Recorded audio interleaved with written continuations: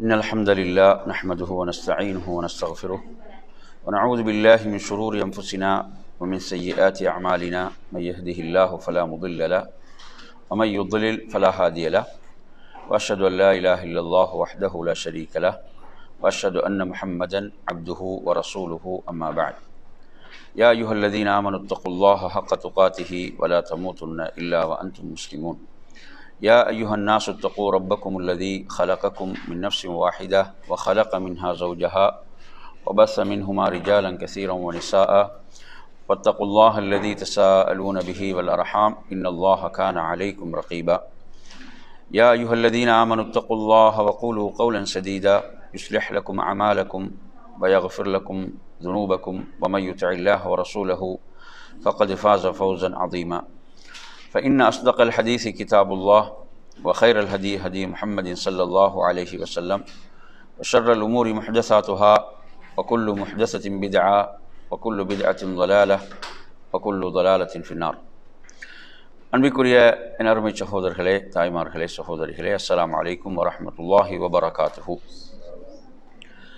நமது உயிரிலும் மேலான இறுதி தூதர் முஹம்மது ஸல்லல்லாஹு அலைஹி வஸல்லம் அவர்களுடைய வாழ்க்கை வரலாற்றை நாம் படித்து வருகின்றோம்.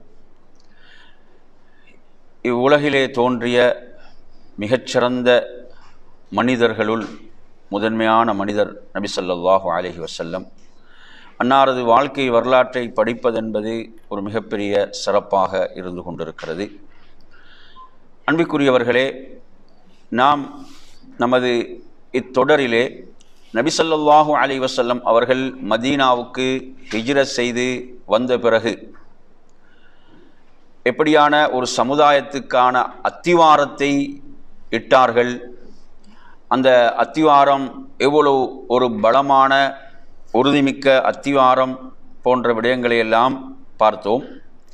என் அருமை சகோதரர்களே, அல்லாஹ்வின் தூதர் ஸல்லல்லாஹு அலைஹி வஸல்லம் அவர்கள் எவ்வாறான ஆன்மீக புரட்சிகளை ஏற்படுத்தினார்கள், அந்த ஆன்மீக புரட்சிக்கான வழிகாட்டல் எப்படி இருந்தது என்பதை நாம் பார்க்கின்ற போது, அல்லாஹ்வின் தூதர் ஸல்லல்லாஹு அலைஹி வஸல்லம் அவர்கள் மிக உன்னதமான ஒரு சமுதாயத்தை, மிக முன்மாதிரி மிக்க ஒரு சமுதாயத்தை உருவாக்க விரும்புகிறார்கள். அவர்களுடைய போதனைகளை நாம் மிக சுருக்கமாக இதிலே பார்ப்போம். நபித்தோழர்களும் எப்படி விரும்பினார்கள் என்றால், நாம் அல்லாஹ்விடத்தில் மிகச் சிறந்தவர்களாக மாற வேண்டும், மனித புனிதர்களாக மாற வேண்டும். அல்லாஹ்வுடைய தூதரிடம் வந்து நபித்தோழர்கள் கேட்பார்கள், இஸ்லாத்தில் எது மிகச் சிறந்தது யா ரசூலல்லாஹ்? அல்லாஹ்வின் தூதர் ஸல்லல்லாஹு அலைஹி வஸல்லம் அவர்கள் சொல்கிறார்கள், அதாவது தேவையுடையவர்களுக்கு நீங்கள் உணவளிப்பது, அறிமுகம் இல்லாதவர்களுக்கு நீங்கள் சலாம் சொல்வது போன்ற செய்திகளை நீங்கள் எடுத்து பார்க்கலாம். இப்போ நாம் சென்ற வகுப்பில் கூட பார்த்தோம், அப்துல்லாஹ் இப்னு ஸல்லாம் ரலியல்லாஹு அன்ஹு அவர்கள் சொல்கிறார்கள், நபி அவர்கள் மதீனாவுக்கு ஹிஜ்ரத் செய்து வந்தவுடன் முதலில் இவற்றைத்தான் உபதேசம் செய்தார்கள், இவற்றைத்தான் போதனை செய்தார்கள். என்னென்ன போதனைகளை செய்தாங்க? நீங்கள் சலாத்தை உங்களுக்கு மத்தியில் பரப்புங்கள், அதே போன்று சொல்கிறார்கள், தேவையுடையவருக்கு உணவளியுங்கள், இரத்த உறவுகளை சேர்ந்து வாழுங்கள், இரவில் மக்கள் உறங்கும் போது நீங்கள் எழுந்து தொழுங்கள், நீங்கள் இதன் மூலம் நிம்மதியாக சுவனம் நுழைவீர்கள். திர்மிதி, இப்னு மாஜாவில் வரக்கூடிய செய்திகள்.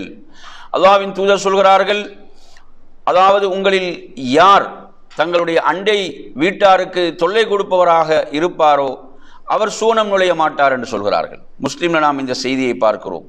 அதே போன்று எவரது நாவ் கையுடைய தீங்கிலிருந்து முஸ்லீம்கள் பாதுகாப்பு பெற்றார்களோ அவர்தான் உண்மையான முஸ்லீம் என்று சொல்கிறார்கள். இது புகாரிலே பார்க்கிறோம்.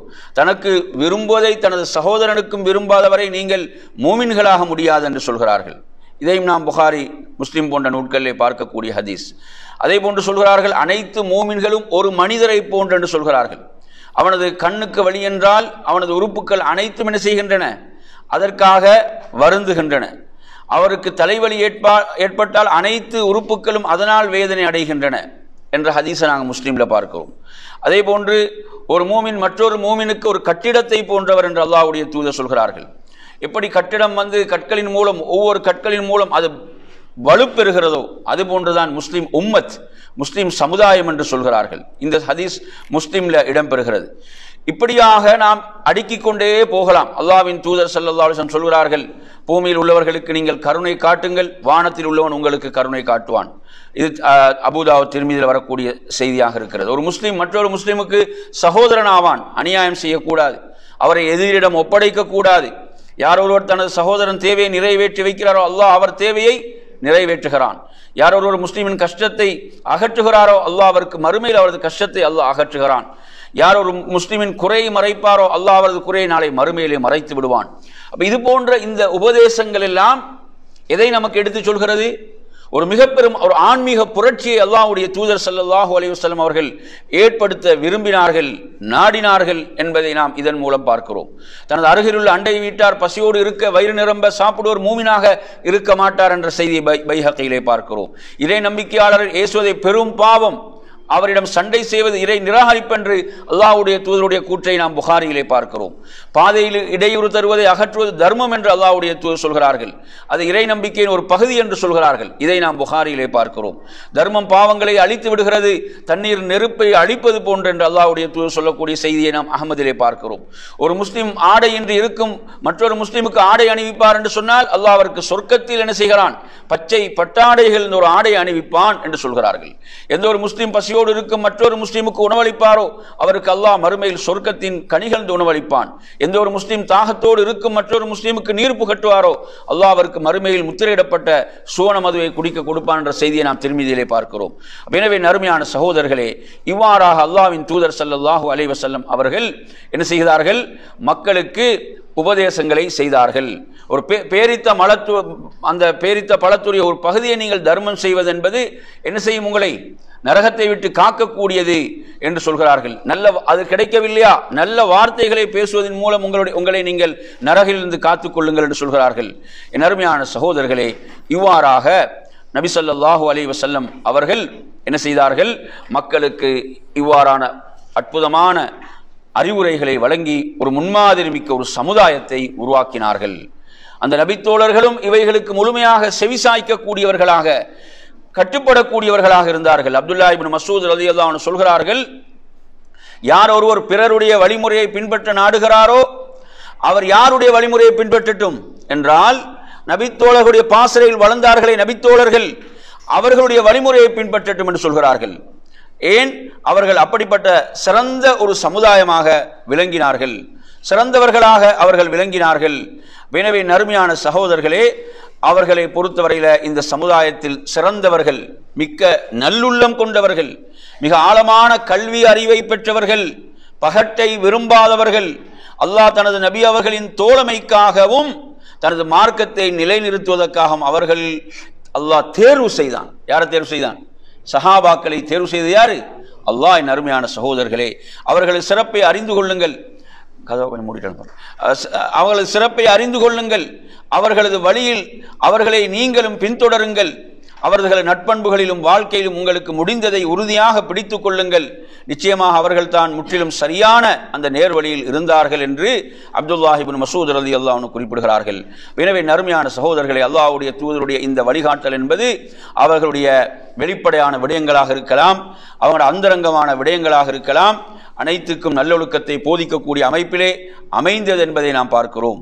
எனவே நறுமையான சகோதரர்களே, இவ்வாறாக நபி ஸல்லல்லாஹு அலைஹி வஸல்லம் அவர்கள் ஒரு சிறந்த ஒரு சமுதாயத்தை உருவாக்கினார்கள். வரலாறு காணாத மிக உன்னதமான ஒரு சமுதாயம். நூற்றாண்டுகளிலே மிகச்சிறந்த நூற்றாண்டு அல்லாஹ்வுடைய தூதர் போற்றக்கூடிய அளவுக்கு அவர்கள் வார்த்தெடுக்கப்பட்டார்கள் இல்லையா? அவர்கள் வார்த்தெடுக்கப்பட்டார்கள் என்பதை நாம் பார்க்கிறோம். எனவே இவ்வாறாக நபி ஸல்லல்லாஹு அலைஹி வஸல்லம் அவர்கள் மதீனாவிலே அந்த உருவாக்கிய சமுதாயம் என்பது மிக அற்புதமான ஒரு சமுதாயமாக திகழ்ந்தது என்பதை நாம் பார்க்கின்றோம்.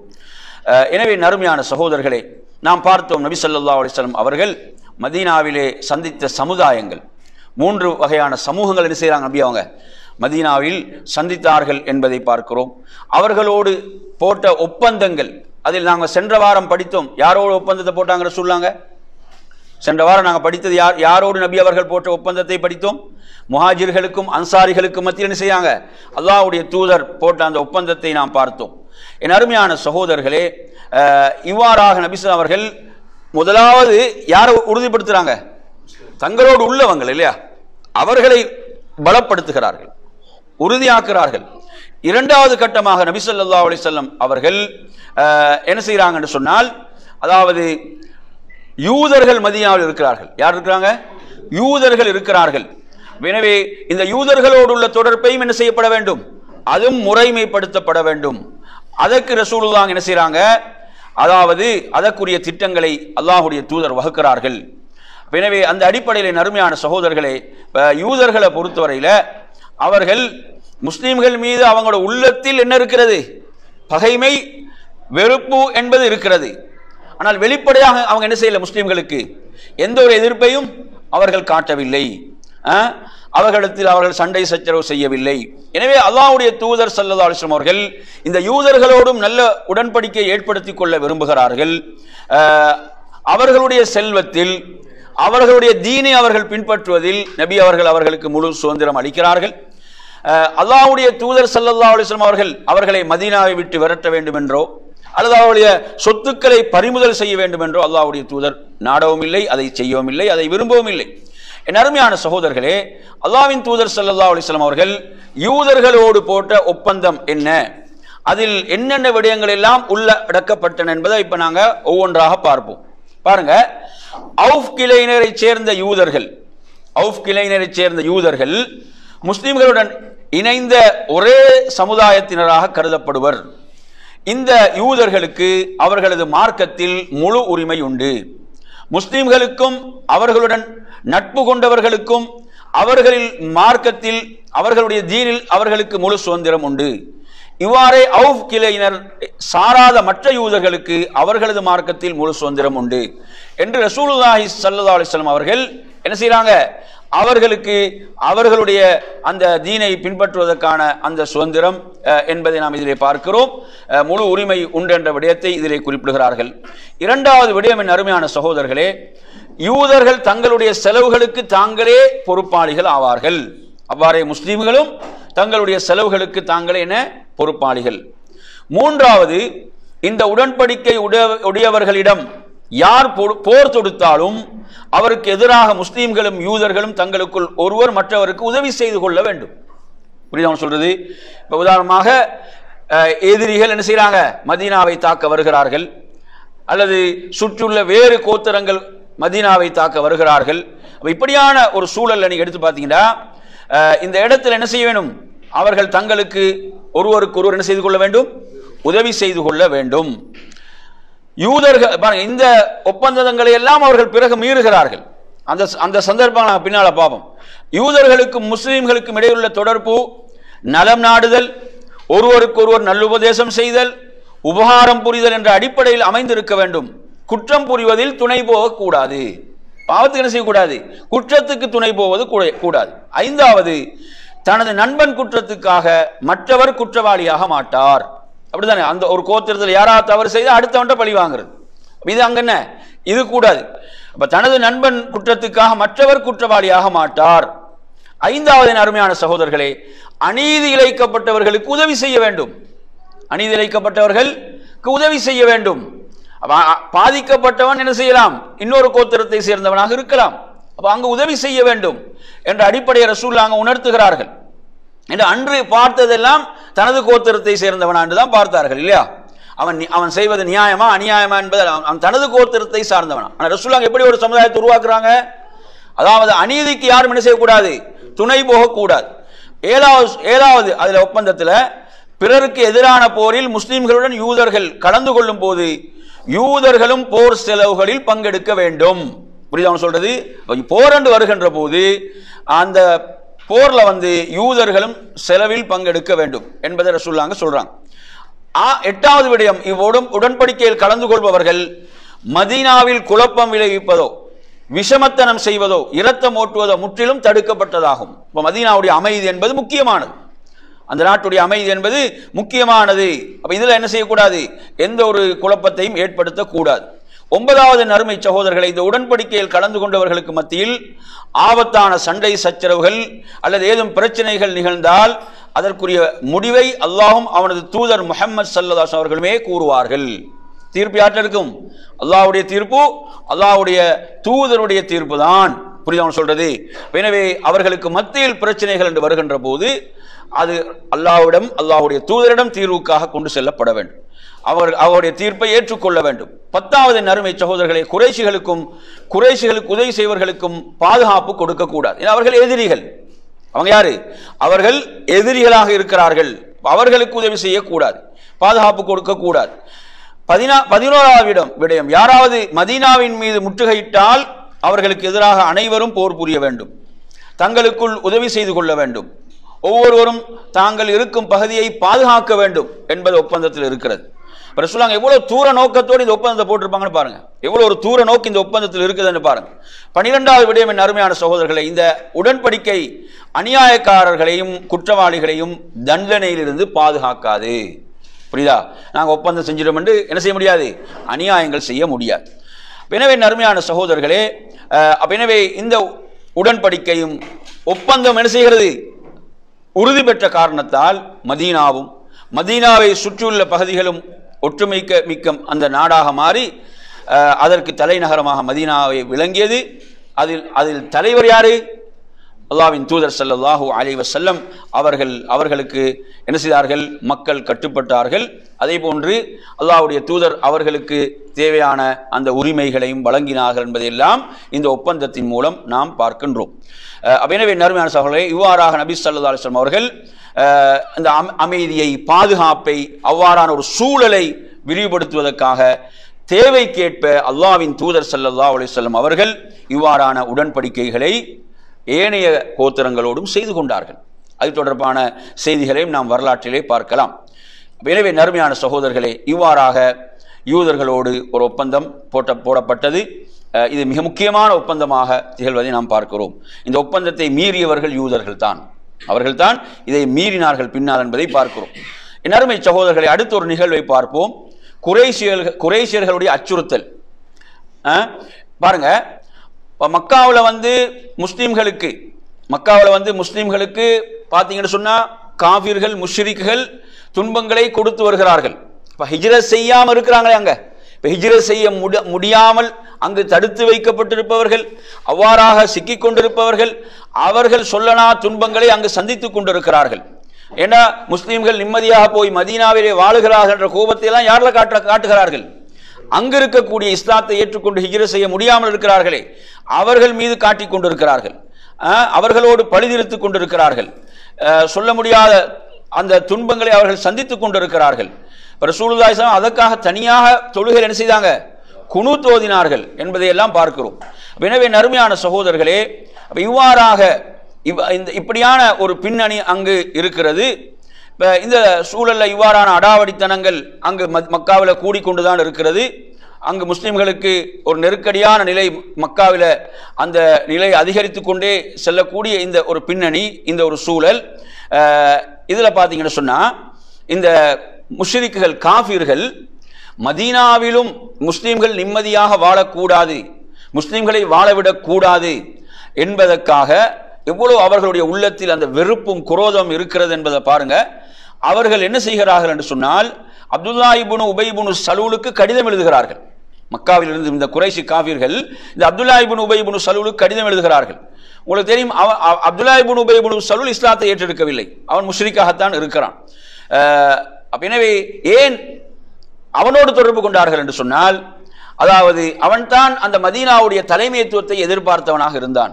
எனக்குத்தான் இப்போது தலைமைத்துவம் கிடைக்க போகிறது, இந்த ஹவுஸ் ஹஸ்ரஜ் இணைந்து எனக்கு தலைமைத்துவத்தை வழங்கப் போகிறார்கள் என்ற எதிர்பார்ப்பில் அவன் இருக்கின்ற போதுதான் அந்த மக்களுக்கு இஸ்லாம் என்ற அந்த பேரொளி பிரகாசம் கிடைத்து அவர்கள் அல்லாஹ்வின் தூதரை என்ன செய்தார்கள்? தலைவராக ஏற்றுக்கொண்டார்கள். எனவே இவனுக்கு அல்லாஹ்வுடைய தூதரோடு கோபம் இருந்தது, முஸ்லிம்களோடு இவனுக்கு என்ன செய்து கோபம் இருந்தது. எனவே இதையெல்லாம் பயன்படுத்தி அந்த மக்கா காஃபிர்கள் என்ன செய்தார்கள்? அப்துல்லா இப்னு உபைக்கு என்ன செய்கிறார்கள்? கடிதம் எழுதுகிறார்கள். எனவே இந்த ஹதீஸை நீங்க அபூ தாவூதுல பார்க்கலாம். எப்படி இவர்கள் எழுதுகிறார்கள் என்று பாருங்க. நீங்கள் எங்கள் ஊரை சார்ந்தவருக்கு அடைகலம் கொடுத்துள்ளீர்கள், நீங்க எங்கள் ஊரை சார்ந்தவர்களுக்கு அடைகலம் கொடுத்தீர்கள். பாருங்க, அதாவது மக்காவில் வாழ விடாமல் அல்லாஹ்வுடைய தூதரை கொலை செய்வதற்கு எல்லா சூழ்ச்சிகளையும் செய்து நபி அவங்க அதை விட்டு மதீனாவுக்கு வந்தாலும் அவர்கள் என்ன செய்யவில்லை? அவர்கள் நிம்மதியாக வாழ விடவில்லை. என்பதை நாம் பார்க்கிறோம். அவருடைய அந்த வெறுப்பை, எதிர்ப்பை எப்படியெல்லாம் காட்டுகிறார்கள். குஃபுர் என்பது எவ்வளவு மோசமானது என்பதை பாருங்கள். அடையாளம் கொடுத்தீர்கள், இது அல்லாஹ்வின் மீது சத்தியம், நிச்சயமாக நீங்கள் அவரிடம் போர் செய்ய வேண்டும். அவரிடம் என்ன செய்யணும்? போர் செய்ய வேண்டும், அல்லது அவரை வெளியாக்கிவிட வேண்டும். அவர் என்ன செய்யணும்? நீங்க மதீனாவிலிருந்து அவரை வெளியாக்க வேண்டும், அல்லது நாங்கள் மக்காவாசிகள் அனைவரும் ஒன்று சேர்ந்து உங்கள் மீது போர் தொடுத்து உங்களின் போர் வீரர்களை கொன்று குவித்து உங்கள் பெண்களின் கற்புகளை சூறையாடுவோம். இவ்வாறு அக்கடிதத்தில் எழுதுகிறார். இந்த செய்தி அபூதாவுதில் பதிவாகுது. எப்படி கடிதத்தை எவ்வளவு பெரிய வெறுப்பு அவர்களுக்கு இருந்தது. புரியுது அவன் சொல்றது? மக்காவை விட்டு போயிட்டாங்க, நமது ஊரை விட்டு போயிட்டாங்க என்று நிம்மதி அடையல, அதற்கு பிறகும் பழி தீர்க்க வேண்டும் என்ற எண்ணத்திலே தான் அவர்கள் இருக்கிறார்கள். எனவே நறுமையான சகோதரர்களே, இப்போது அப்துல்லா இப்னு உபைக்கு இந்த கடிதம் வந்தவுடன் அவன் என்ன செய்கிறான் என்று சொன்னால், இந்த முஸ்லிம்கள் மீது உள்ள அந்த பகைமை, அவன் அந்த தன்னோடு உள்ளவர்களை ஒன்று சேர்த்துகிறான். அவர்களை அவன் ஒன்று கூட்டுகிறான். ஒன்று கூட்டி நாம் என்ன செய்வோம்? அல்லாஹ்வுடைய தூதருக்கு, அந்த முஸ்லிம்களுக்கு எதிராக போர் தொடுப்போம் என்று போருக்கு ஆயத்தமாகிறான். யாரு? அப்துல்லா இப்னு உபை. எனவே நறுமையா இந்த செய்தி அல்லாஹ்வுடைய தூதருக்கு கிடைக்கிறது. அல்லாஹ்வுடைய தூதருக்கு இந்த செய்தி கிடைக்கிறது. எனவே உடனே அல்லாஹ்வின் தூதர் ஸல்லல்லாஹு அலைஹி வஸல்லம் அவர்கள் அவர்களை சந்திப்பதற்கு செல்கிறார்கள். போய் என்ன சொல்றாங்க அல்லாஹ்வுடைய தூதர் அவர்களை பார்த்து, குறைஷிகள் உங்களை எச்சரித்ததால், குறைஷிகளிடமிருந்து உங்களுக்கு கடிதம் வந்துச்சு, குறைஷிகள் உங்களை எச்சரித்ததால் நீங்கள் மிக்க பயந்து விட்டீர்களா? நீங்க மிகவும் பயந்து போய் விட்டீர்களா? அவர்கள் உங்களுக்கு செய்யும் சூழ்ச்சியை விட நீங்கள் உங்களுக்கு செய்யும் சூழ்ச்சி மிக மிக மோசமானது. அவர்கள் உங்களுக்கு செய்கிற சூழ்ச்சியை விட நீங்க இப்போ உங்களுக்கு செய்து கொள்ளக்கூடிய இந்த சூழ்ச்சி மிக பயங்கரமானது.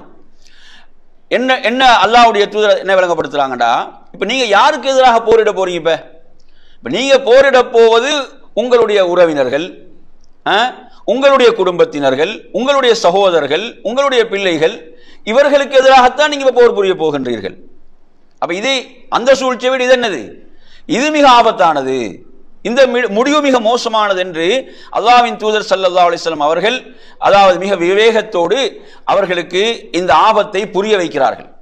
அப்போது நறுமையான சகோதரர்களே, இதற்கு அவங்களுக்கு மறுப்பு தெரிவிக்க முடியாமல் அவர்கள் பிரிந்து சென்று விடுகிறார்கள் அப்துல்லா இப்னு உபையை விட்டு என்ற செய்தியை நாங்கள் புகாரியில பார்க்கிறோம். எனவே நறுமையான சகோதரர்களே, அல்லாஹ்வின் தூதர் ஸல்லல்லாஹு அலைஹி வஸல்லம் அவர்கள் இப்படி எதிரிகள் அந்த போரை மூட்டுகின்ற போதெல்லாம் தங்களுடைய விவேகத்தின் மூலம் என்ன செய்தாங்க? அதை அணைத்து கொண்டிருந்தார்கள் என்பதையும் நாம் பார்க்கின்றோம். எனவே நறுமையான சகோதரர்களே, அதாவது இப்படியான ஒரு நிலையை மதீனா சந்தித்து கொண்டிருந்தது என்பதை நாம் பார்க்கிறோம். அப்ப எதிரிகள் எவ்வளவு மோசமாக அந்த மக்கா காஃபிர்கள் நடந்து கொண்டார்கள் என்பதையெல்லாம் நாம் இதிலே பார்க்கின்றோம். எனவே அடுத்ததாக நாங்கள் பார்ப்போம் இன்னொரு செய்தியை. அபூஜஹல் இந்த நிகழ்ச்சிக்கு பிறகு பார்த்தீங்கன்னு சொன்னா, ஸஅத் இப்னு முஆத் ரலியல்லாஹு அன்ஹு அவர்கள் என்ன செய்யறாங்க? உம்ரா செய்யறதுக்காக மக்காவுக்கு போறாங்க. அப்ப அவர்களுடைய நண்பராக யார் இருக்கிறாருன்னா, அதாவது உமையா இப்னு ஹலஃப், அங்கே போய் தான் அவர்கிட்ட தான் போய் தங்குறான். ஏன்னா உமையா வியாபாரத்துக்காக ஷாமுக்கு செல்லும் போது ஸஅத் இப்னு முஆத் தங்குவாங்க ரலியல்லாஹு அன்ஹு. அப்போ எனவே அவங்க மக்காவுக்கு போயிருக்கிறாங்க உம்ரா செய்வதற்காக. அப்போ அந்த உமையத் இப்னு ஹலஃப்ட்ட சொல்கிறார்கள், நான் என்ன செய்ய வேண்டும்? காபாவை வலம் வர வேண்டும். அப்போ மக்கள் யாரும் இல்லாத நேரத்தில் என்ன செய்யுங்க? அழைத்து செல்லுங்கள் அப்படின்னு சொல்லும்போது அவர் என்ன செய்கிறார்? அந்த மதிய நேரத்துக்கு சற்று முன் அவர் அழைத்து செல்கிறார், காபாவுக்கு அழைத்து செல்கிறார். இப்படி அவங்க செல்லும் போது வழியில் அபூஜஹல் சந்திக்கிறான். இந்த இருவரையும் யார் சந்திக்கிறான்? அபூஜஹல் சந்திக்கிறான். அபூஜஹல் சந்தித்து கேட்குறான், அபூ சஃபானே, அந்த உமையத் இப்னு ஹலஃபுடைய புனை பேர் அபூ சஃபானே, உம்மோடு இருப்பது யார் என்று கேட்கும்போது அவன் சொல்கிறான், இது ஸஅத் என்று சொல்கின்ற போது அபூஜஹல் ஸஅத் இப்னு முஆத் அதை பார்த்து கேட்கிறான், நீ மக்காவில் நிம்மதியாக தவாஃப் செய்ய வந்து விட்டாயா? மக்காவில் நிம்மதியாக தவாஃப் செய்ய வந்து விட்டாயா? மதீனாவாசிகளாகிய நீங்கள் மதம் மாறியவர்களுக்கு அடைகலம் கொடுத்திருக்கின்றீர்கள், அடைகலம் கொடுத்துள்ளீர்கள். அது மட்டுமல்லாமல் அவர்களுக்கு உதவியும் ஒத்துழைப்பும் செய்வோம் என்றும் நீங்கள் என்ன செய்திருக்கிறீர்கள்? உறுதிமொழி எடுத்திருக்கின்றீர்கள், கூறுகின்றீர்கள். அறிந்து கொள், அல்லாஹ்வின் மீது சத்தியமாக நீ அபூ சஃபானோடு வந்திருக்கவில்லை என்றால் உனது குடும்பத்துக்கு நீ பாதுகாப்போடு திரும்பி இருக்க முடியாது என்று அபூஜஹல் சொல்கிறான். எனவே இதை கேட்டவுடன் ஸஅத் இப்னு முஆத் அவர்களுக்கு கோபம் வருகிறது. அவர்கள் என்ன செய்யறாங்க, தனது சப்தத்தை அவரது சப்தத்தை விட அவனது சப்தத்தை உயர்த்தி, நீ அறிந்து கொள், அல்லாஹ்வின் மீது சத்தியமாக நீ தவாப் செய்வதிலிருந்து என்னை தடுத்தால் இதைவிட உமக்கு மிக கடினமான ஒரு விடயம் உனக்கு இருக்கிறது. அதாவது அது என்ன, உனது வியாபார கூட்டங்களை மதீனா வழியாக செல்வதற்கு நான் விடமாட்டேன் என்று அவர்கள் சொன்னார்கள் என்ற செய்தி புகாரிலே வருகிறது. அந்த நேரத்தில் உமைத் இப்னு கலஃப் அவரை விட குரலை உயர்த்தாத இவர்தான் இந்த வாதியுடைய தலைவர் என்றெல்லாம் கூறினார் என்பதை நாங்கள் அதில் பார்க்கிறோம். எனவே நறுமையான சகோதரர்களே, அப்போ இவ்வாறான ஒரு சூழல் அங்கு இருக்கிறது. மக்கா காஃபிர்கள் குறைஷிகள் இதை உணர்கிறார்கள். எனவே நறுமையான சகோதரர்களே, குறைஷிகளை பொறுத்தவரையில் அவர்கள் வாய்ப்பை எதிர்பார்த்து கொண்டுதான் இருந்தார்கள். என்ன, சந்தர்ப்பத்தை எதிர்பார்த்து கொண்டுதான் இருக்கிறார்கள். எப்படியாவது இந்த முஸ்லிம்களுக்கு நாம் என்ன செய்ய வேண்டும், அதாவது ஏதாவது ஒரு பாதிப்பை நாம் ஏற்படுத்த வேண்டும். அதற்கான ஆலோசனைகளை அவர்கள் செய்து கொண்டிருக்கிறார்கள். அதற்கான திட்டங்களை அவர்கள் வகுத்து கொண்டுதான் இருக்கிறார்கள். எந்த அளவுக்குண்டா, நபி ஸல்லல்லாஹு அலைஹி வஸல்லம் அவர்கள் மதீனாவுல நபி அவர்கள் இருக்கிறார்கள். நபி அவங்க இரவில் தூங்குவதை கூட ரசூலுல்லாஹ் ஒரு பயப்படக்கூடிய ஒரு அச்சமான சூழல். ரசூலுல்லாஹ் பல இரவுகளை என்ன செய்யறாங்க, அந்த பாதுகாப்பு இல்லாமல் ஒரு கழிக்கக்கூடிய ஒரு நிலை என்ற ஒரு அச்சமான சூழல் மதீனால இருக்கிறது. அப்ப நாம் இதை விளங்க வேண்டும். ஆயிஷா ரலியல்லாஹு அன்ஹா இதை பற்றி சொல்லும் போது சொல்கிறார்கள், அதாவது நான் மதீனாவுக்கு வந்த காலத்தில் ஒரு இரவில் அல்லாஹ்வுடைய தூதர் செய்யறாங்க, விழித்து இருக்கிறாங்க. அல்லாஹ்வுடைய தூதர் இரவில் தூங்காமல் விழித்து இருக்கிறார்கள். அப்ப ரசூலுல்லாஹ் வந்து என்ன சொல்றாங்கடா, எனது தோழர்கள் யாராவது நல்லவர் ஒருவர் வந்து இந்த இரவு என்னை பாதுகாக்க வேண்டுமே அப்படின்னு சொல்றாங்க ரசூலுல்லாஹ். பாத்தீங்க எப்படியான ஒரு சூழல் அங்க இருக்குதுன்னு பாருங்க. அப்போது ரசூலுல்லாஹ் ஒரு ஆயுத சப்தம் ஒன்று கேட்கிறது, ஒரு ஆயுதத்துடைய சப்தம் கேட்கிறது. அப்ப ரசூலுல்லாஹ் கேட்கிறாங்க, யார் அது யார் என்று கேட்கிறாங்க. கேட்கும்போது நறுமை சகோதரர்களே, சாத் இப்னு அபி வக்காஸ் ரலியல்லாஹு அன்ஹு சொல்கிறார்கள், நான் சாத் இப்னு அபி வக்காஸ் என்று சொல்றார் ரலியல்லாஹு அன்ஹு. ஏன் நீங்கள் வந்தீர்கள் என்று ரசூலுல்லாஹ் கேட்கும்போது சொல்றாங்க, யா ரசூலல்லாஹ், உங்களுக்கு ஏதும் ஆபத்து நிகழ்ந்து விடுமோ என்ற அச்சத்தால் நான் உங்களை பாதுகாக்க வந்தேன். சுப்ஹானல்லாஹ். சஹாபாக்கள் பாருங்க, அதாவது அல்லாஹ்வின் தூதர் ஸல்லல்லாஹு அலைஹி வஸல்லம் அவர்கள் மீது எவ்வளவு அன்பும் நேசமும் வைத்திருந்தார்கள். அப்ப இந்த செய்தியை நாங்கள் புகாரில பார்க்கிறோம். அல்லாஹ்வின் தூதர் ஸல்லல்லாஹு அலைஹி வஸல்லம் அவர்கள் அந்த சந்தர்ப்பத்தில் சாத் இப்னு அபி வக்காஸ் ரலியல்லாஹு அவர்களுக்காக துஆ செய்தார்கள் என்பதையும் பார்க்கிறோம். அப்ப நபித்தோழர்களும் அந்த சூழலை அங்கு அறிந்திருக்கிறார்கள். இந்த ஆபத்தான ஒரு சூழல் மதீனாவிலே இருக்கிறது என்பதை என்ன செய்தாங்க, உணர்ந்திருந்தார்கள். எனவே நறுமையான சகோதரர்களே, இப்படியாக நபி ஸல்லல்லாஹு அலைஹி வஸல்லம் அவர்களை தொடர்ந்து இரவுகளில் அந்த நபித்தோழர்கள் என்ன செய்வாங்க, கண்விழித்து பாதுகாக்கக்கூடியவர்களாக இருந்தார்கள். இப்படியான ஒரு சூழல் மதீனாவிலே இருக்கிறது. ஆயிஷா ரலியல்லாஹு அன்ஹா சொல்றாங்க, இரவில் நபி ஸல்லல்லாஹு அலைஹி வஸல்லம் அவர்களின் தோழர்கள் யாராவது ஒருவர் அவர்களை என்ன செய்ய பாதுகாக்கக்கூடியவர்களாக இருந்தார்கள் என்பதை பார்க்கிறோம்.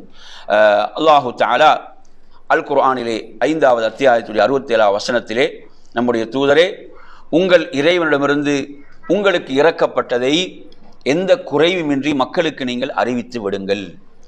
ஃபஇல்லம் தஃஅல் ஃபமா பல்லக்த ரிசாலதா.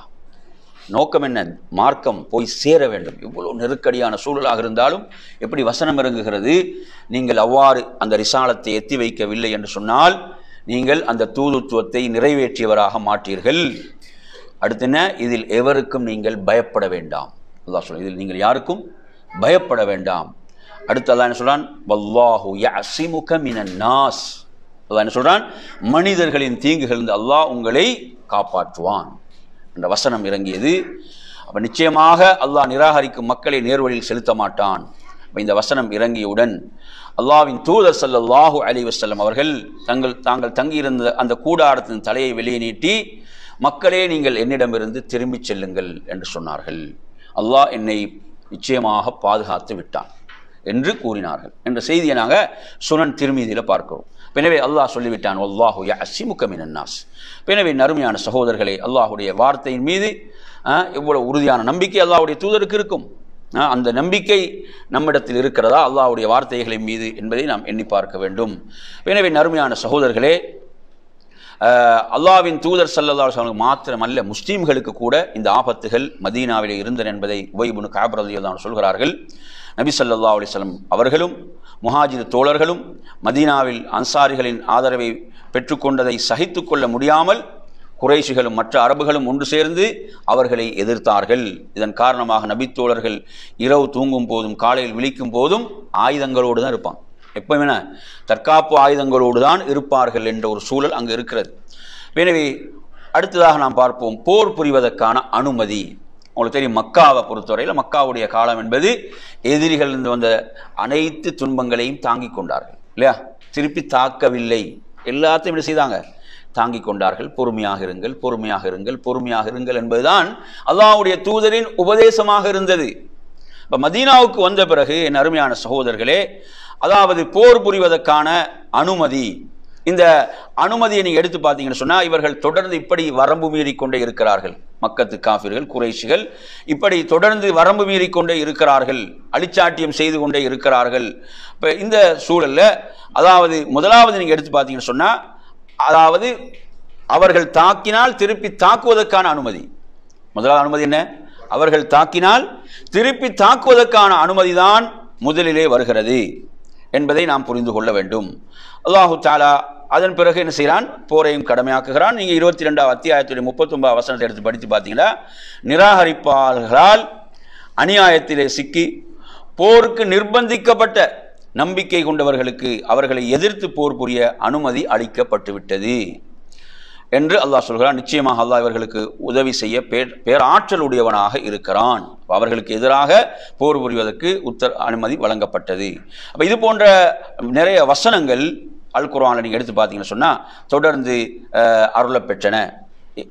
இவ்வாறான வசனங்கள், அனுமதிக்கான வசனங்கள், நீங்கள் அதே 22ஆம் அத்தியாயத்தினுடைய 41ஆம் வசனத்தை எடுத்து பாருங்கள். அவர்கள் எத்தகையவர்கள் என்றால், நாம் அவர்களுக்கு பூமியில் ஆட்சியை கொடுத்தால் என்ன செய்வாங்க? தொழுகையை நிலைநாட்டுவார்கள். அந்த மூமின்கள் என்ன செய்வாங்க? அல்லது இம்மக்கனாகும் அவங்க தொழுகையை நிலைநாட்டுவார்கள், ஜக்காத்தை கொடுப்பார்கள், நன்மையானதை ஏவி பாவமானதை தடை செய்வார்கள், எல்லா காரியங்களின் முடிவும் அல்லாஹ்விடமே இருக்கிறது என்ற வசனத்தை அல்லாஹ் இறக்குகிறான். எனவே நறுமையான சகோதரர்களை, இவ்வாறாக போருக்கான சட்டதிட்டங்களை கொண்ட அந்த வசனங்கள் அருளப்பெற்றதை நாம் இதிலே பார்க்கலாம். இப்போ இந்த போருக்கான காரணங்கள், இந்த போர் கடமையாக்கப்படுவது, போர் இடுங்கள், போர் செய்யுங்கள் என்பதற்கான இந்த கட்டளைகள் வருவதற்கான காரணிகள், பின்னணிகள் என்ன என்ற அதை நாம் சுருக்கமாக பார்ப்போம். முதல் காரணமாக என்ன இந்த நூலுடைய ஆசிரியர் சொல்கிறார்கள் என்று சொன்னால், இணை வைக்கும் குறைஷிகளை எதிரிகளாக கருதியது.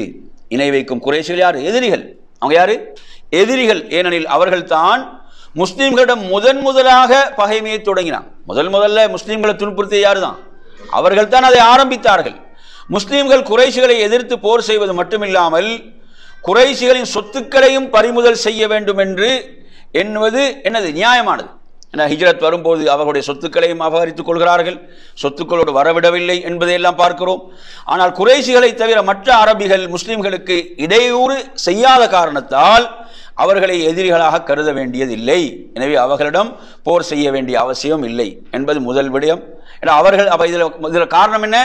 அவர்கள் தான் என்ன செய்தாங்க? முஸ்லிம்களுக்கு எதிரான எல்லா சூழ்ச்சிகளையும் அநியாயங்களையும் செய்தவர்கள். இரண்டாவது காரணம் என் அருமையான சகோதரர்களே, இந்த இணை வைக்கக்கூடிய அரபிகளில் யார் குறைஷிகளோடு இணைந்து முஸ்லிம்களுக்கு எதிராக செயல்படுவார்களோ அவர்களிடமும், வேறு யாராவது முஸ்லிம்களை பகைத்தால் அவர்களிடமும் போர் செய்ய வேண்டும் என்பதையும் நாம் இங்கு புரிந்து கொள்ள. ஒப்பந்தத்தில் ஆரம்பத்தில் எப்படி பார்த்தோம்? ஒப்பந்தத்தில் ஆரம்பத்தில் எப்படி வந்துச்சு நிபந்தனைகள் என்பதை நாம் இந்த இடத்துல ஞாபகம் வைத்துக் கொள்ள வேண்டும். மூன்றாவது காரணம் என் அருமையான சகோதரர்களே, உடன்படிக்கை செய்து கொண்ட யூதர்களில் எவர் உடன்படிக்கைக்கு மோசடி செய்கிறாரோ அல்லது முஸ்லிம்களின் எதிரிகளாகிய அந்த முஷ்ரிக்குகளுக்கு ஆதரவாக இருக்கிறாரோ, முஷ்ரிக்குகளுக்கு ஆதரவை தருகிறாரோ, அத்தகைய யூதர்களின் உடன்படிக்கையை முறித்துக் கொள்வதோடு அவர்களிடம் போர் செய்ய வேண்டும். புரியுது அவங்க சொல்றது? நான்காவது அருமையான சகோதரர், வேதம் கொடுக்கப்பட்டவர்கள் யார் முஸ்லிம்களை பகைப்பார்களோ, முஸ்லிம்களிடம் சண்டையிடுவார்களோ அவர்களோடு என்ன செய்ய வேண்டும்? போர் செய்ய வேண்டும். அவர்கள் இழிவுபட்டு அந்த ஜிஸியா வரியை செலுத்தும் வரை இந்த போர் நீடிக்கும். வேதம் கொடுக்கப்பட்டவர் யூதர்கள் அந்த அஹ்லுல் கிதாபில் வருவார்கள் என்பதை நாம் இதிலே புரிந்து கொள்ள வேண்டும். ஐந்தாவது விடயம் அருமையான சகோதரர்களே, அந்த முஷ்ரிக் இணை வைப்பவர் அல்லது யூதர் அல்லது கிறிஸ்தவர் அல்லது எவராக இருப்பினும் அவர் இஸ்லாத்தை ஏற்றுக்கொண்டு இஸ்லாமிய சட்டதிட்டங்களுக்கு முரண்படாமல் இருக்கும் வரை அவருடைய உயிர், பொருள், மானம் அனைத்தும் என்ன செய்யப்படும்? காக்கப்படும். அவருடைய கேள்வி கணக்கு அல்லாஹுவை சார்ந்ததாகும். அதாவது அவருடைய அந்தரங்கம் உள்ரங்கம் என்ன? அது அல்லாஹ்வுக்கு தான் தெரியும். புரியுது அவன் சொல்றது. மறைமுகமாக அவர் சூழ்ச்சி செய்யலாம், மறைமுகமாக இஸ்லாத்துக்கு எதிராக செயல்படலாம், அதையெல்லாம் அல்லாஹ் தான் விசாரித்துக் கொள்வான். புரியுதா? அது அதை கண்காணிப்பது நமது கடமை அல்ல. ஆனால் இஸ்லாமிய சட்டங்களுக்கு வெளிப்படையாக முரண்படுகின்ற போது என்ன, கொலை செய்கிறார், கொள்ளை அடிக்கிறார், கிளர்ச்சி செய்கிறார் போன்ற செயல்களில் ஈடுபடும் போது அதற்குரிய தண்டனை என்ன செய்யப்படும்? அல்லாஹ்வுடைய தூதர் வழங்குவார்கள். எனவே நறுமையான சகோதரர்களே, இவ்வாறாக போருக்கான அனுமதி அல்லாஹ்வின் புறத்திலிருந்து கிடைத்தவுடன், அனுமதி வந்தவுடன் நபி ஸல்லல்லாஹு அலைஹி வஸல்லம் என்ன செய்றாங்கன்னு சொன்னா, குறைஷிகள் ஷாமை நோக்கி செல்லக்கூடிய அவர்களுடைய அந்த வியாபார கூட்டங்கள் இருக்குதா இல்லையா, அந்த வியாபார அந்த கூட்டங்களை ரசூலுல்லாஹ் தனது கட்டுப்பாட்டுக்குள் கொண்டு வர விருப்பப்படுகிறார்கள். இதுக்கு ரசூலுல்லாஹ் 2 விதமான திட்டங்களை வகுக்கின்றார்கள். எத்தனை திட்டங்கள்? 2 விதமான திட்டங்களை ரசூலுல்லாஹ் வகுக்கிறாங்க. இதுல முதலாவது திட்டத்தை பாருங்க. ரசூலுல்லாஹ் என்ன செய்யறாங்கன்னு சொன்னா, இப்ப அந்த மக்கா அந்த பிரயாண வணிக கூட்டங்கள் பயணிக்குமா இல்லையா, வியாபார கூட்டங்கள், அப்படி பயணிக்கக்கூடிய அந்த அதுக்கு பக்கத்தில் வசிக்கக்கூடிய கோத்திரங்கள், அதுக்கு பக்கத்தில் வசிக்கக்கூடிய அதற்கு அண்மையில் வசிக்கக்கூடிய அந்த கோத்திரங்களோட ரசூலுல்லாஹ் ஒப்பந்தங்களை போட நாடுறாங்க. அவங்களோட உடன்படிக்கை செய்து கொள்வது, ஒப்பந்தம் செய்து கொள்வது. பாருங்க, எப்படிப்பட்ட ஒரு ஆட்சி தலைவராக அல்லாஹ்வுடைய தூதர் இருக்கிறாங்க. எனவே நறுமையான சகோதரர்களே, எனவே அந்த கோத்திரங்கள் முஸ்லிம்களோடு நட்புறவோடு நடந்து கொள்ள வேண்டும். அப்படி அவங்க நட்புறவோடு நடந்து கொள்ளாவிட்டாலும் முஸ்லீம்களை என்ன செய்யக்கூடாது? பகைக்கக்கூடாது, முஸ்லீம்களுக்கு பகைமை காட்டக்கூடாது. இவ்வகையில் ரசூலுல்லாஹ் என்ன செய்யறாங்க? எனவே ரசூலுல்லாஹ் இவர்களோடு, அதுல குறிப்பாக பார்த்தீங்கன்னு சொன்னா ஜுஹைனா என்று சொல்லக்கூடிய கோத்திரத்தாட ரசூலுல்லாஹ் இந்த ராணுவ நடவடிக்கைகள் எடுப்பதற்கு முன்னால ஒப்பந்தங்களை ரசூலுல்லாஹ் போடுகிறார்கள். புரியுது அவன் சொல்றது? அப்ப அவங்களோட வீடுகள் அந்த மதீனாவை சுற்றி 3 இடங்கள்ல என்ன செய்து அவங்களோட வீடுகள் இருக்கின்றன. அப்ப எனவே ரசூலுல்லாஹ் இவர்களோடு என்ன செய்தாங்க? உடன்படிக்கை செய்து கொண்டார்கள். இது முதலாவது திட்டம். இரண்டாவது திட்டம் என்ன என்று சொன்னால், அதாவது தொடர்ந்து படைப்பிரிவுகளை அனுப்புவது. எங்க அனுப்புவது? இந்த வியாபார கூட்டங்கள், வணிக கூட்டங்கள் பயணிக்குமா இல்லையா அந்த மக்காவுடைய இந்த இடங்களை நோக்கி, அதாவது படைப்பிரிவுகளை தொடர்ந்து அனுப்புவது. புரியுது அவன் சொல்றது? அப்ப இந்த அடிப்படையில் நீங்க பார்த்தீங்கன்னு சொன்னா, நாங்க 2 வார்த்தைகளை படித்திருக்கிறோம். அதாவது சராயா, அதே போன்று கஸ்வா என்ற வார்த்தைகள். சராயா என்ற வார்த்தையை நாங்கள் எப்படி படிச்சிருக்கிறோம்? சராயா என்றது படிச்சதை பற்றி அது ஞாபகம் இருக்குதா?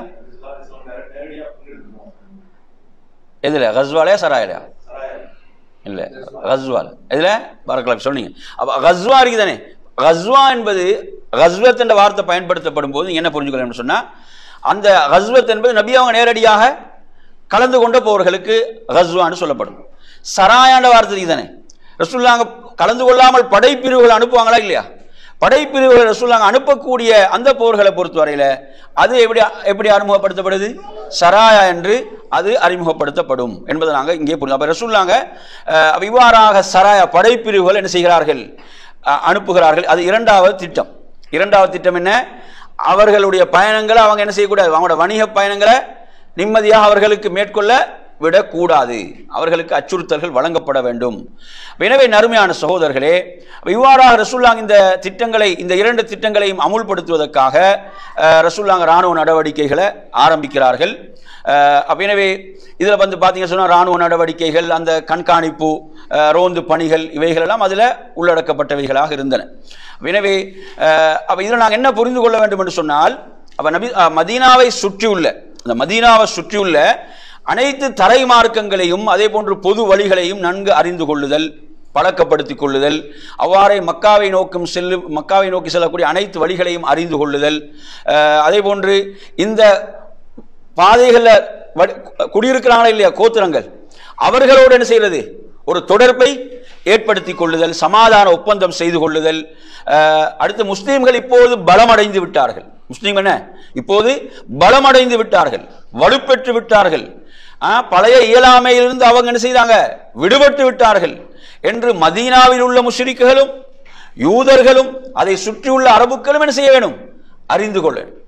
அல்லாஹ்வுடைய தூதரும் சஹாபாக்களும் முஸ்லிம் என்ன மிக பலத்தோடு இருக்கிறாங்க என்பதை என்ன செய்ய உணர்த்த வேண்டும். அப்படித்தானே? உணர்த்தினாதான் அவன் எதுவும் செய்யாம இருப்பான். புரியுது அவன் சொல்றது? உணர்த்தினாதான் அவன் என்ன செய்வான்? எதுவும் கேடுகள் விளைவிப்பதை விட்டு அவன் என்ன செய்வான்? அவன் தூரமாகுவான் என்பதை நாங்கள் இங்கே புரிந்து கொள்ள வேண்டும். எனவே நறுமையான சகோதரர்களே, எனவே இவ்வாறாக மக்காவில் உள்ள குறைஷிகளும் மதீனாவில் உள்ள முஸ்லிம்களுடைய பலத்தை என்ன செய்ய வேண்டும்? உணர வேண்டும். அவர்களும் இதை என்ன செய்ய வேண்டும்? உணர வேண்டும். ஏன்னா அவர்களும் என்ன செய்தார்கள்? முஸ்லிம்களுக்கு எதிராக சூழ்ச்சிகளை செய்து கொண்டே இருக்கிறார்கள். அவர்களுக்கும் இதை உணர்த்த வேண்டும் என்பதற்காக அல்லாஹ்வின் தூதர் ஸல்லல்லாஹு அலைஹி வஸல்லம் அவர்கள் இவ்வாறான திட்டங்களை என்ன செய்தார்கள்? வகுத்தார்கள் என்பதை நாம் பார்க்கிறோம். அதே போன்று மக்காவில் இருக்கக்கூடிய அப்பாவி முஸ்லிம்கள் வேதனை செய்யப்படுறாங்களா இல்லையா? அவங்களை விடுவிக்க வேண்டும். மக்கா காஃபிருடைய உள்ளத்தில் ஒரு பயம், அச்சம் ஏற்பட்டால் அதிலிருந்து முஸ்லிம்களை நாம் விடுவிக்கலாம் என்ற விடயங்கள் எல்லாம் இதிலே இருக்கிறது. அதே போன்று அல்லாஹ்வுடைய தீன் மேலோங்கி இருக்கிறது என்பது உணர்த்தப்பட வேண்டும் எல்லாவற்றுக்கும் மேலாக. சரி, இப்போ நாங்கள் பார்ப்போம் அல்லாஹ்வின் தூதர் ஸல்லல்லாஹு அலைஹி வஸல்லம் அவர்கள் அனுப்பிய படை பிரிவுகளை நாம் அந்த சராயாக்களை சுருக்கமாக பார்ப்போம். இதில் பாருங்க, அதாவது சைஃபுல் பஹர் ஹிஜ்ரி முதலாவது வருடம், அதாவது ரமதான் மாதம், அந்த ஹிஜ்ரி முதல் வருடம் ரமதான் மாதம் ரசூலுல்லாஹ் ஒரு படைப்பிரிவை அனுப்புகிறார்கள். ஒரு படைப்பிரிவை ரசூலுல்லாஹ் அனுப்புறாங்க. இதில் பார்த்தீங்கன்னா 30 முஹாஜிர்கள் இதில் இருக்கிறாங்க. இந்த படைப்பில் 30 முஹாஜிர்கள் இடம்பெறுகிறார்கள். அவர்களுக்கு தலைவராக ஹம்சா ரலியல்லாஹு அன்ஹு ரசூலுல்லாஹ் நியமிக்கிறாங்க. யாரு? ஹம்சா ரலியல்லாஹு அன்ஹு ரசூலுல்லாஹ் நியமிக்கிறாங்க. அப்ப ஷாமிலிருந்து மக்காவை நோக்கி வந்து கொண்டிருந்த அந்த குறைஷிகளுடைய வியாபார குழுவை வழிமறிப்பதுதான் இவர்களுடைய நோக்கம். அவர்களை வழிமறிப்பதுதான் இவர்களுடைய நோக்கம். இதற்காகத்தான் ரசூலுல்லாஹ் அனுப்பி வைக்கிறாங்க. அப்ப இந்த வியாபார கூட்டத்தை எடுத்தீங்கன்னா அதுல 300 நபர்களும், அதுக்கு தலைமையேற்று யார் செல்கிறான் என்றால் அபூஜஹல் வந்து கொண்டிருக்கிறான். யாரு?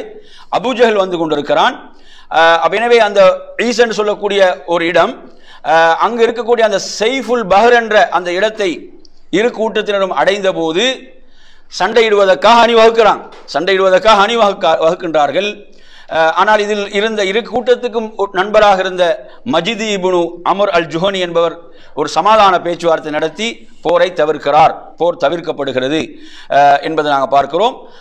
எனவே ரசூலுல்லாஹ் இந்த படைப்பிரிவில் வந்து இவங்களுக்கு கொடுத்த கொடிதான் வெள்ளை நிற கொடியை ரசூலுல்லாஹ் கொடுத்தாங்க என்பதை நாம் பார்க்கிறோம். இதுதான் முதல்ல நிறுவிய கொடி. இதுதான் முதல் என்ன செய்யப்பட்டது? நிறுவிய முதல் கொடியாக இருக்கிறது. எனவே இந்த கொடியை வந்து யாரு ஏந்தி இருந்தாங்கன்னு பார்த்தீங்கன்னா அபு மர்சத் அல் கனவி என்று சொல்லக்கூடிய சஹாபி ரலியல்லாஹு அன்ஹு தான் அதை என்ன செய்றாங்க? ஏந்தி இருக்கிறாங்க. அடுத்த படைப்பிரிவை பாருங்க. இது ராபிக். அந்த ராபிக் என்ற இடம் இருக்குதா இல்லையா? ஹிஜ்ரி 1 ஷவ்வால் மாதம். ஹிஜ்ரி 1 ஷவ்வால் மாதம். இதுக்கு முன்னுக்குள்ளது ரமதான். அப்ப இது ஷவ்வால் மாதம். ராபிக் என்ற இடத்தை நோக்கி ஒரு படைப்பிரிவை அனுப்புறாங்க. புரியுதா? இதற்கு தலைவராக உபைதா இப்னுல் ஹாரிஸ் இப்னுல் முத்தலிப் ரலியல்லாஹு அன்ஹு இருக்கிறாங்க. இப்படைப்பிரிவில் வந்து 60 முஹாஜிர்கள் இருக்கிறாங்க. எத்தனை? 60 முஹாஜிர்கள். இவங்க வந்து அந்த பத்துன் ராபிக் என்ற அந்த இடத்தில் அபூ சுஃபியானை சந்திக்கிறார்கள். யார? அபூ சுஃபியான். இரு கூட்டத்தாலும் ஒருவரை அம்பெய்து கொள்கிறார்கள். மற்றபடி உக்கிரமான ஒரு சண்டை நடைபெறவில்லை. எனவே அதில் பார்த்தீங்கன்னா காஃபிர்களுடைய படையிலிருந்து அல் மிக்தாத் இப்னு அமர், அதே மாதிரி உத்பா பின் கஸ்வான் என்று சொல்லக்கூடிய 2 பேர் வந்து இஸ்லாத்தை ஏற்றுக்கொண்டிருந்த 2 பேர் வந்துடுறாங்க. அவங்க 2 பேரும் என்ன செஞ்சாங்க? இந்த பக்கம் முஸ்லீம்கள் பக்கம் வந்துடுறாங்க. ஏன்னா அவங்க இஸ்லாத்தை ஏற்றிருந்தாங்க. அவங்களுக்கு ஹிஜ்ரத் செய்து மக்காவுக்கு வரக்கூடிய ஒரு சூழல் என்ன செய்யல, இருக்கவில்லை. எனவே இந்த சந்தர்ப்பத்தை அவங்க பயன்படுத்தி அவங்க இருவரும் தப்பி என்ன செய்யறாங்க? முஸ்லீம்களின் பக்கம் வந்து விடுகிறார்கள் என்பதை நாம் இந்த செய்தியில பார்க்கிறோம். எனவே இந்த படை பிரிவை பொறுத்தவரையில வெள்ளை நிறமான ஒரு கொடி இது யாரிடம் கொடுக்கப்பட்டது? மிஸ்தஹ் என்ற நபித்தோழர் ரலியல்லாஹு அன்ஹு என்ன செய்யப்பட்டது? கொடுக்கப்பட்டிருந்தது என்பதை நாம் இதிலே பார்க்கின்றோம். எனவே நறுமையான அடுத்ததாக நீங்க பார்த்தீங்கன்னு சொன்னா, அதாவது கர்ரார் என்று சொல்லக்கூடிய இந்த படைப்பிரிவு ஹிஜ்ரி முதல் வருடம் துல்கஅதா மாதம். எந்த மாதம்? துல்கஅதா மாதம் ரசூலுல்லாஹ் என்ன செய்யறாங்கன்னா சாத் இப்னு அபி வக்காஸ் ரலியல்லாஹு அன்ஹுடைய தலைமையில ஒரு படைப்பிரிவை ரசூலுல்லாஹ் அனுப்புகிறார்கள். இவங்க வந்து குறைஷிகளுடைய வியாபார கூட்டத்தை இடைமறிப்பதற்காக புறப்பட்ட இவர்களிடம் இவங்க அந்த கர்ரார்னு சொல்லக்கூடிய இடத்தை அவங்க தாண்டி செல்லக்கூடாதுன்னு சொல்ல வலியுறுத்தி இருந்தாங்க. அந்த இடத்தை நீங்க தாண்டி செல்லக்கூடாதுன்னு வலியுறுத்தி இருந்தாங்க. எனவே அந்த படையும் வந்து கால்நடையாக எப்படி செல்கிறது என்றால் அந்த செய்தி கிடைக்க கூடாது என்பதற்காக பகலில் பதுங்குவதும் இரவில் நடப்பதும் இப்படியாகத்தான் அவங்க அந்த படைப்பிரிவு செல்கிறது. எனவே அவங்க அந்த இடத்தை அடைகின்ற போது அந்த வியாபார கூட்டத்தை பொறுத்தவரையில் அவங்க அதற்கு முன்னாலே அந்த இடத்தை கடந்து செய்தார்கள், சென்று விட்டிருந்தார்கள். அதனால் சண்டையின்றியே திரும்பினார்கள். அப்ப இந்த படை இதிலும் வந்து கொடி வெள்ளையாக இருக்கிறது. இதை மிக்தாத் இப்னு அம்ரிடம் ரசூலுல்லாஹ் கொடுத்திருந்தாங்க. அந்த கொடி அவங்க தான் ஏந்தி இருந்தாங்க ரலியல்லாஹு அன்ஹு. அதே போன்று அடுத்ததாக அபுவா என்ற இடம் உங்களுக்கு தெரியும். இதுல வந்து எண்ணிக்கை வந்து இதுல சொல்லப்படலை. எண்ணிக்கை பார்க்க இன்ஷா அல்லாஹ் பார்த்து சொல்றேன்னா இந்த நூலில் இது குறிப்பிடப்படலை. சரி, அடுத்ததாக என் அருமையான சகோதரர்களே, நாம் பார்ப்போம். அபுவா ஹிஜ்ரி 2 சஃபர் மாதம், ஹிஜ்ரி 2 சஃபர் மாதம் 70 முஹாஜிர்களோடு குறைஷிகளின் வியாபார கூட்டத்தை இடைமறிப்பதற்காக அபுவா அல்லது வத்தான் ரெண்டு அந்த இடங்கள் சொல்லப்படுது. அந்த இடத்தை நோக்கி செல்கிறார்கள். அங்கு சண்டை எதுவும் நடைபெறவில்லை. அப்போ இந்த போருக்கு செல்வதற்கு முன்னால் ரசூலுல்லாஹ் சாத் இப்னு உபாதாவை மதீனாவில் கலீஃபாவாக பிரதிநிதியாக ஆக்கினார்கள். அப்போ இதில் நமக்கு தெரியுது ரசூலுல்லாஹ் இந்த படைப்பில் என்ன செய்கிறாங்க, நபி அவர்கள் செல்கிறார்கள் என்றா அப்போ இது ஹஸ்வா என்று அழைக்கப்படும். அப்போ எனவே அப்போ ரசூலுல்லாஹ் செல்லுகின்ற போது மதீனாவுடைய அந்த தலைமை என்ன, முஸ்லீம் உம்மத்தின் தலைமையில் தான் இருக்க வேண்டும், தலைமை என்று இருக்கக்கூடாது. ரசூலுல்லாஹ் என்ன செய்கிறாங்க, சாத் இப்னு உபாதாவை மதீனாவுடைய கலீஃபாக பிரதிநிதியாக ஆக்கிவிட்டு தான் ரசூலுல்லாஹ் புறப்படுகிறார்கள். அதே போன்று இந்த பயணத்தில் ரசூலுல்லாஹ் லம்ரா என்று சொல்லக்கூடிய ஒரு கிளையோடு, அந்த கிளையுடைய கோத்திரத்துடைய தலைவர் அம்ர் இப்னு மகஷ் என்பவரோடு ரசூலுல்லாஹ் ஒரு உடன்படிக்கையும் என்ன செய்தார்கள். அந்த உடன்படிக்கையில் எழுதப்பட்ட விடயங்களை பொறுத்தவரையில் இது அல்லாஹ்வின் தூதராகிய முஹம்மது ஸல்லல்லாஹு அலைஹி வஸல்லம் லம்ரா கிளையினரோடு செய்யும் ஒப்பந்தம். லம்ரா கிளையினர் தங்களது உயிர் பொருள் அனைத்திலும் பாதுகாப்பு பெற்றவர்களே, அவர்களிடம் சண்டை செய்பவர்களை நாங்களும் எதிர்ப்போம், சண்டை செய்வர்களுக்கு எதிராக அவர்களுக்கு உதவி செய்வோம், இவர்கள் இஸ்லாமிய மார்க்கத்துக்கு எதிராக போரில் ஈடுபடக்கூடாது, அவ்வாறே நபி ஸல்லல்லாஹு அலைஹி வஸல்லம் அவர்கள் உதவிக்காக அழைத்தால் அவர்களும் உதவ வர வேண்டும், கடல் வற்றினாலும் இந்த உடன்படிக்கை நிலைத்திருக்கும். பாருங்கள் எப்படியான ஒப்பந்தங்கள், எவ்வளோ முக்கியமான செய்திகள் என்பதெல்லாம் நாங்கள் இதில் பார்க்குறோம். ஒரு இஸ்லாமிய ஆட்சி அங்கே மதீனாவில் உருவாக்கப்படுகிறது. அந்த ஆட்சியில் எப்படியெல்லாம் ரசூலுல்லாஹ் ஒப்பந்தங்களை போட்டாங்கன்றதை நாங்கள் இதில் புரிந்து கொள்கிறோம். அப்போ எனவே நறுமையான சகோதரர்களே, இதில் ரசூலுல்லாஹ் நபி அவங்க கலந்து கொண்ட இந்த முதலாவது இந்த கஸ்வா பார்த்தீங்கன்னா, இதில் ரசூலுல்லாஹ் மதீனாவிலிருந்து ஒரு 15 நாட்கள் மதீனாவுக்கு வெளியே இருக்கிறான். இதில் 15 நாட்கள் ரசூலுல்லாஹ் வெளியில் இருக்கிறான். புரியுது அவங்க சொல்கிறது. இதிலும் வெள்ளை கொடி தான் பயன்படுத்தப்பட்டது. அதை யார் ஏந்தி இருக்கிறாங்கன்னா ஹம்ஸா ரலியல்லாஹு அன்ஹு தான் அந்த கொடியை ஏந்தி இருந்தார்கள். அடுத்து நீங்கள் பார்த்தீங்கன்னா நாங்கள் இன்னொரு படைப்பிரிவு சம்பந்தமாக பார்ப்போம். இது அதாவது புவாத் என்று சொல்லி ஒரு இடம், ஹிஜ்ரி 2 ரபியுல் அவ்வல் மாதம். நபி அவங்க 200 தோழர்களோடு, எத்தனை பேரோடு, 200 தோழர்களோடு குறைஷிகளுடைய வியாபார கூட்டத்தை வழிமறிப்பதற்காக சென்றார்கள். இந்த வியாபார கூட்டத்தில் உமையா இப்னு ஹலஃபும் 100 குறைஷிகளும் இருந்தனர். இவர்களுடன் 2500 ஒட்டகங்கள் இருந்தன.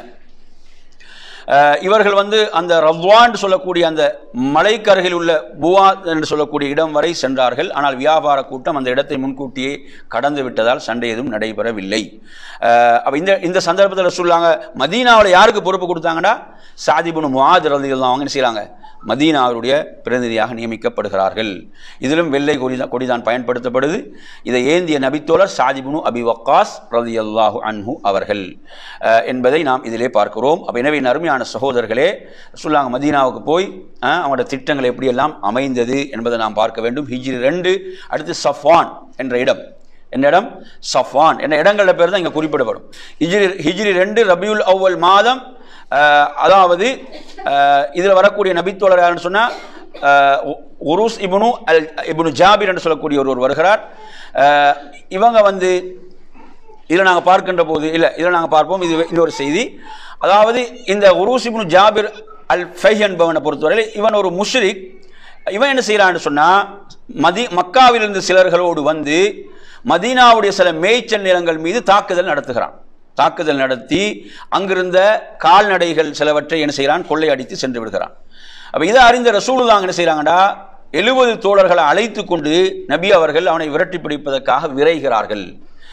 நபி அவங்க இதில் கலந்து கொள்கிறாங்க. பத்ருக்கு அருகில் உள்ள சஃப்வான் என்ற இடம் வரை சென்றதும் அவர்கள் என்ன செய்யல, ரசூலுல்லாஹ் அவர்களை பிடிக்க முடியாதால் சண்டையின்றி திரும்பினார்கள். அப்போ இதுக்கு முதல் பத்ருல் ஊலா என்று கூட இது அழைக்கப்படுகிறது. இது பத்ருல் ஊலா என்று கூட அழைக்கப்படுகிறது. அப்போ இப்போது ரசூலுல்லாஹ் மதீனாவிலிருந்து வெளியேறும் போது ஸைத் இப்னு ஹாரிஸா ரலியல்லாஹு அவர்களை மதீனாவில் பொறுப்புக்கு நியமித்து விட்டு செல்கிறார்கள். இதிலும் வெள்ளை கொடி தான் பயன்படுத்தப்பட்டது. அந்த கொடி யார் ஏந்தி இருக்கிறாங்கன்னா, அலி இப்னு அபி தாலிப் ரலியல்லாஹு அவர்கள் கொடியை ஏந்தி இருந்தார்கள் என்பதை பார்க்கிறோம். எனவே நறுமையான சகோதரர்களே, இந்த இடத்துல நாங்கள் இன்றைய பாடத்தை நாங்கள் நிறைவு செய்வோம்.